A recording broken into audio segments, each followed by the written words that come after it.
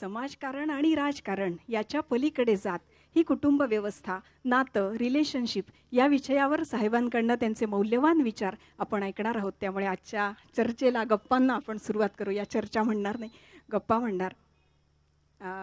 पहिला प्रश्न मी वहिनींना विचारणार आहे.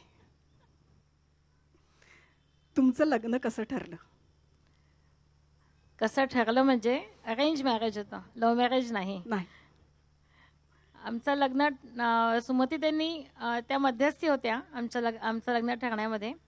सुमती त्यांनी हा मुलगा सुचवला आणि अरेंज मॅरेज म्हणजे चहा पोहे खाऊन असं सगळं ते लग्न ठरलं. म्हणजे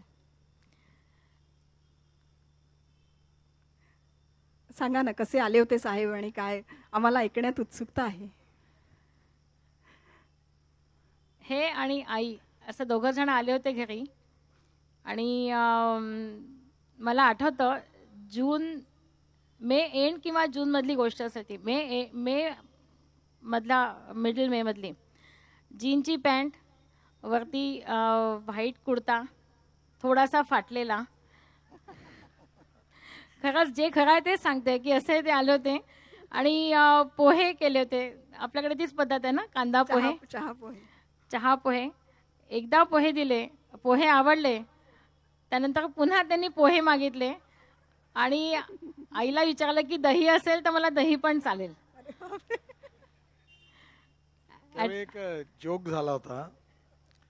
विद्यापीठामध्ये, नागपूर विद्यापीठ विद्यार्थी संघामध्ये एक कार्यक्रम होता आणि त्या कार्यक्रमाचा कदाचित त्यावेळी डॉक्टर श्रीकांत जिचकार होते. कार्यक्रम असा होता, खूप मुलं भरली होती पूर्ण.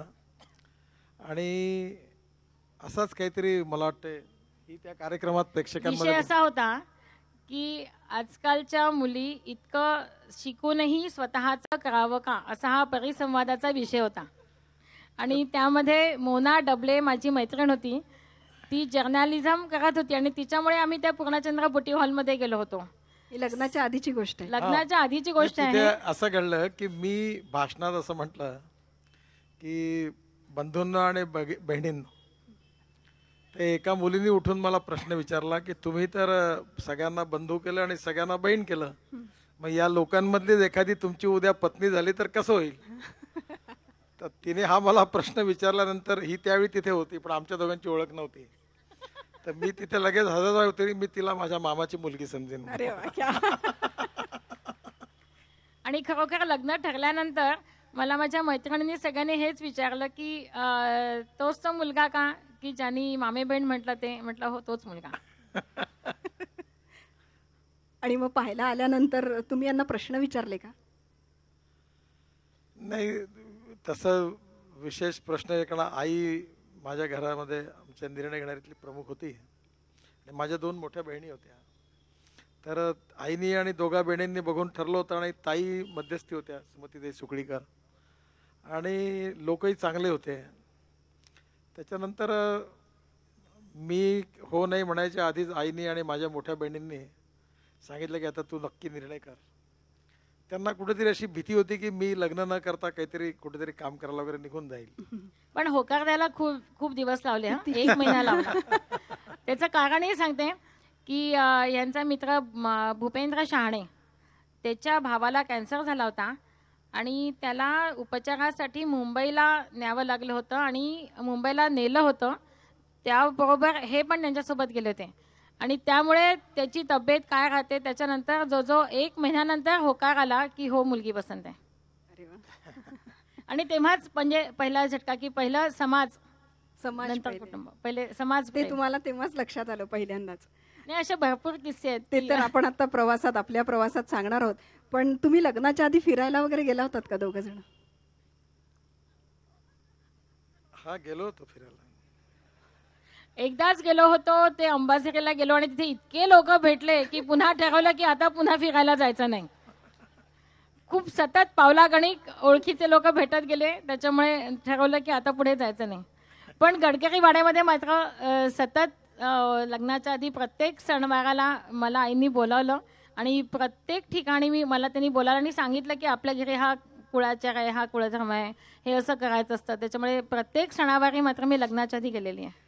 नितीनजी, आईंचं सामाजिक कार्य आणि सगळ्यांना माहिती आहे, आपल्या भाषणातनं सुद्धा अनेक वेळा आम्ही ऐकलेलं आहे तुमच्या आईंचं सामाजिक कार्य खूप महत्त्वाचं होतं, त्यांचे संस्कार आपल्यावर झाले हे पण आम्ही ऐकलेलं आहे. एकुलती एक सून घरामध्ये येणार, तर आईच्या सुनेकडनं काय अपेक्षा होत्या तुमच्या? कसं आहे की मी प्रगतिशील विचाराचा होतो आणि मग आईने एकदा काहीतरी हिच्या आईला विचारलं की तुम्ही काय करणार आहे, आम्ही काय करणार आहे. तर मी मग माझं आईशी खूप भांडण झालं की मी म्हटलं आपण काही मागायचं नाही असं ठरवल्यानंतर तू कशाला सुचवलं की आम्ही हे करणार आहे म्हणजे तुम्ही हे करा, म्हणजे तुम्ही मागितलं डायरेक्टली. पण आई म्हणाली डबल होऊ नये म्हणून मी सांगितलं. पण मग मला अंगठीचं माप घ्यायला साक्षगंधाच्या वेळी अशोक माझ्याकडे आला, तर दोनदा तर मी त्याला वापसच पाठवलं. मी म्हटलं हे अंगठी वगैरे मला करायची नाही. मग आई मला म्हणाली, मग माझ्या दोघी मोठ्या बहिणी माझ्या वयाने मोठ्या होत्या, आईसारख्या होत्या, त्यामुळे त्यांनी मला दाटलं की तुझं तर नाटक बंद कर म्हणे, तू माप दे पहिले. त्याच्यामुळे मग काही गोष्टीवर मी आईने मला एकदा असं म्हटलं की माझा मुलगा आहे, हे लग्न तुझं आहे हे खरं आहे, पण हे माझ्याही एकुलत्या एक मुलाचं लग्न आहे, त्यामुळे तुझ्या काय इच्छा असतील नसतील ते तू बघ म्हणे, पण माझ्या मुलाच्या लग्नात माझ्या काय इच्छा आहे आणि काय नाही त्या माझ्याही पूर्ण व्हायला पाहिजे, ही माझी इच्छा आहे म्हणे. आणि बहिणींनी सांगितलं तेव्हा त्यांनी मला मग सांगितलं की तू आता याच्यात बोलू नको. मग मी पाहिलं की आता तिने जेव्हा सांगितलं की मुलाचं लग्न हा आमचाही विषय आहे, तुझ्या एकट्याचं नाही आहे, तर मग मी वाद करणं सोडून दिलं. नाही तर बऱ्याचशा प्रथा रूढी परंपरा त्या पाळायच्या नाही, पाय धुवायचे नाही धुवायचे, अंगठी घालायची नाही घालायची, या सगळ्याच्या बाबतीत मी फार आग्रही होतो. पण नंतर मग मी ठरवलं की काहीच बोलायचं नाही, आईचं ऐकायचं. पण एक मुलगा म्हणून आईने तुम्हाला समाजकारण, राजकारण आणि कुटुंब याचा समतोल कसा सांभाळावा असा काय सल्ला दिला नेमका? नाही, आई कशी होती म्हणजे तिचं व्यक्तिमत्वच वेगळं होतं. ती संवेदनशील पण होती आणि मनाची एवढी मोठी होती की तो काळ आमच्याकरता अडचणीचा होता. किराया यायचा त्याच्यावर घर चालायचं.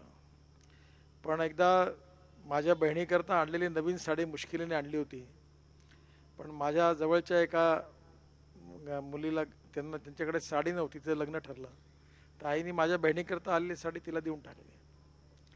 त्यामुळे घरामध्ये एक मनाचा मोठेपणा, सामाजिक संस्कार आणि त्या आईच्या संस्कारामुळेच नंतर हे झालं. आणि त्याच्यानंतर आज आमचं घर चांगलं याचं एक मी फार चांगलं उदाहरण सांगतो की त्यामुळे संस्कार हे घरातले कसे असले पाहिजे हे फार महत्त्वाचं होतं. आणि जेव्हा कांचन आली तेव्हा अनेक वेळा आमची वाद व्हायची, चर्चा व्हायची. तिने मला एकदा विचारलं की तुम्ही मला पत्नी म्हणून आणलाय की मोलकरीण म्हणून आणलाय? कारण मी यांना हा सगळ्या गमतीने बायकांचा म्हणायची, प्रश्न असतो नितीनजी, हा सगळ्या इथे बसलेल्या. कारण 50-50 कप चहा व्हायचा. एकदा चहा टाकला आणि चहा संपला की म्हणायचो पुन्हा 25 कप पाहिजे. मग ते स्वाभाविकपणे त्रास व्हायचा, कंटाळा यायचा त्या सगळ्या ह्याच्यातून.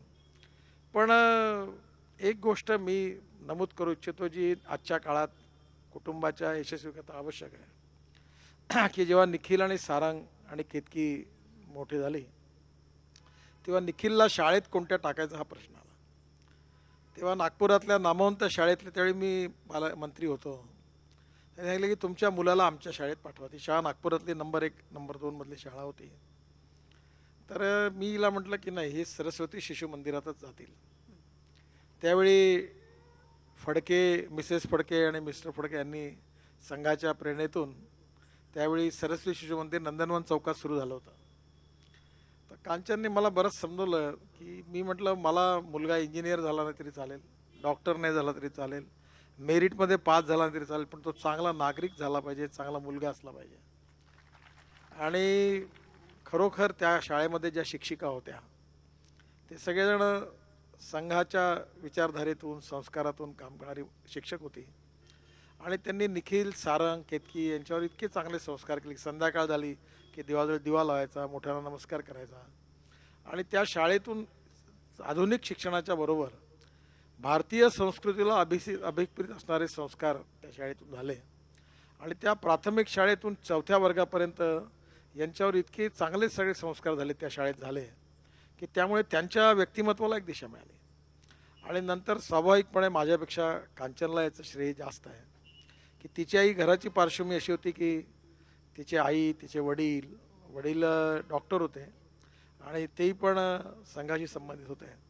त्यामुळे तिच्यामुळे आणि घराच्या एकामुळे मुलांवर संस्कार झाले. माझी आई, एकदा मी शाळेत आलो होतो आणि घरात गेलो आणि लाडू खाल्ला एकट्याने, आणि बाजूला माझे 2 मुलं इकडे बसले होते बाहेर. तिने पाहिल्यावर मला बोलवलं आणि मला खूप रागवली की तू खाल्ला हे बरोबर नाही, तू 2 लाडूचे 3 भाग करून त्यांना द्यायला पाहिजे होते आणि मग तू खायचं होतं. आणि ती गोष्ट मला एवढी लागली, म्हणजे आवडली, की आता माझ्याकडे दिल्लीत एका वेळी टेबलावर 22 लोक बसू शकतात असा डायनिंग टेबल आहे. आणि आता आम्ही घर बांधणार आहेत तेव्हा आता मी म्हटलं 2 ॲड कर, 24 बसले पाहिजे. कारण जेवायच्या वेळी कोणी आला, ब्रेकफास्टच्या वेळी कोणी आला तर मी आता ब्रेकफास्ट करू, तुम्ही थांबा. तर माझा एक दोस्त होता प्रमोद बोरावर आणि मी, तर आम्ही दोघंही, तो जरा मजाकी होता, आम्ही एका मोठ्या माणसाच्या घरी गेलो. आम्ही बसलो तो समोरच्या खोलीत आणि मागच्या आतमध्ये ते बसले ते केजमध्ये, त्या कब्बशाचा आवाज येत होता.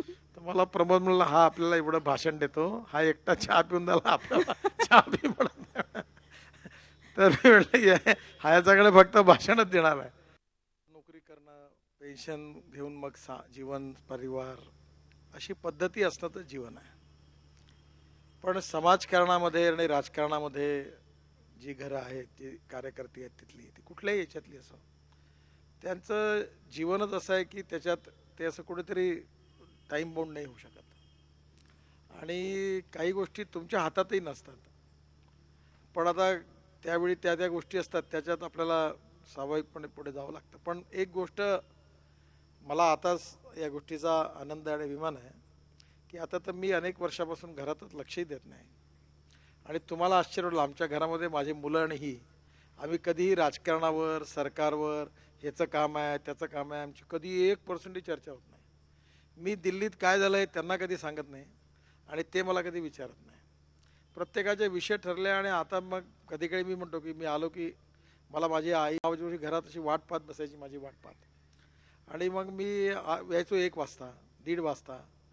तर मी म्हणायचो, अगं मी तू कशाला काळजी करते. तर म्हणायची, पा तू आता मला असं त्रास देतोय, तुझा मुलगा मोठा झाल्यावर तोही असाच 1-1, 2-2 दिवस येणार नाही की कुठे बाहेर का तुला असाच त्रास दे, तेव्हा तुला काय वाटेल त्याचा विचार कर. मग मी आता आल्यावर विचारतो, कुठे गेला तो, मुंबईला गेला का, काय झालं. तर मला तो काही आता सांगत नाही कुठे जातो. म्हणजे सांगत नाही म्हणजे असं काही त्यात वाईट नाही, तोही आता स्वतंत्र काम करतो, सगळेजण काम करतात. ते मला सांगावं असं आईला सांगतात सगळेजण, पण मला आईचं ते वाक्य नेहमी आठवतं. म्हणजे हे शेवटी एक असं आहे की हे एक रुटीन लाईफ आहे.